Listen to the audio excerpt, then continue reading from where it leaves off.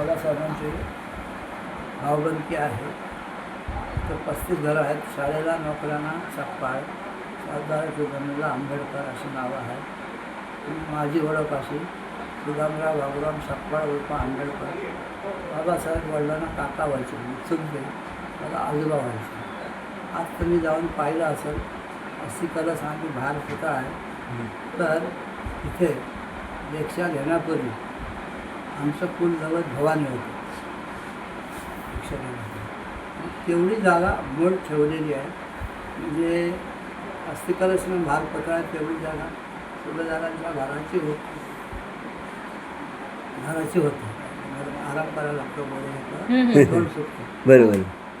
लाकडाचे वासे, गवताचं चप्पल, मातीच्या भिंती अशा अवस्थेत होतं. त्या घराचं स्मारकात रूपांतर 22 एप्रिल 1979 झालं. समाज कल्याण मंत्री आजीराव पस्तुरे, विधान परिषदेचे सभापती रासुरवले असं म्हणजे छोटंसं स्मारक होतं. मोकळी जागा आहे.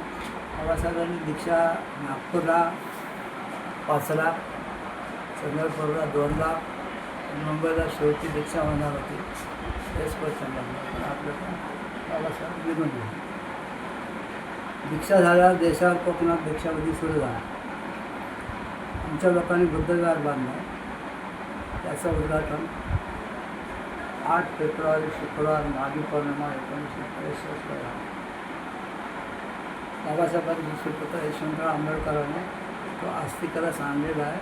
तो राजगडावरून बाबासाहेब तरी संस्कार बनते होते. यू वजड होती ब्रह्मदैची पालीमध्ये दोन्ही ओल्ड मिडल हा कार्यक्रम पाली भाषेमध्ये. हा कार्यक्रमाला साक्षीदार मी 20 वर्ष होतो. आता 84 वर्ष आहे. दोन्ही आहेत ना, भयासा पण नाही आणि बनते नाही. 2 इमारती एक झाल्या. 30 लाखाची समाज कल्याणची इमारत आहे. 14 ते 2005 साली बुंदेलखंड आंदोलनाचे शासनाची 30 लाखाची इमारत आहे. वनाला गेले होते. हो, आताच जाऊन आलो. वनाची जी इमारत आहे ना, भारतीय बौद्ध महासभेने निराकारी आंबेडकर आमच्या संस्थेने बांधली. 75 लाखाची आहे. 1+1 हां, संस्थेची 1+1 आहे.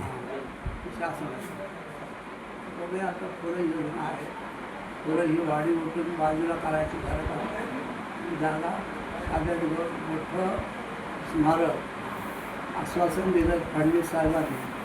दिवाणी कोर्टाचं उद्घाटन झालं 2 महिन्यापूर्वी मंडन झालं.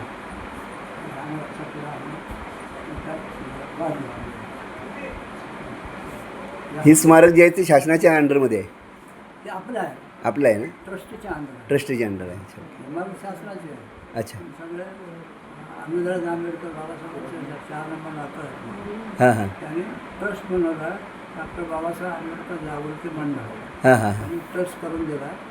ट्रस्टमार्फत इथे लाईट, स्वच्छता, पाणी असं आहे. पण परिस्थिती अशी काय, 1 आठवडाभर सुट्टी पडली ना, शिर्डीला 17 कोटी जमा होतात.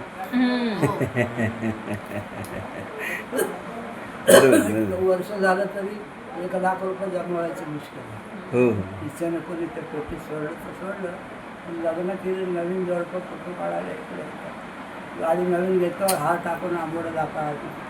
आणि सगळे आपल्या समाजाचे लोक हे वन इकडे यायचं, पाया पडायचं, पारदा टाकले तर टाकले, फोटो मात्र काढून घेऊन जातात. अशी परिस्थिती आहे. बरोबर.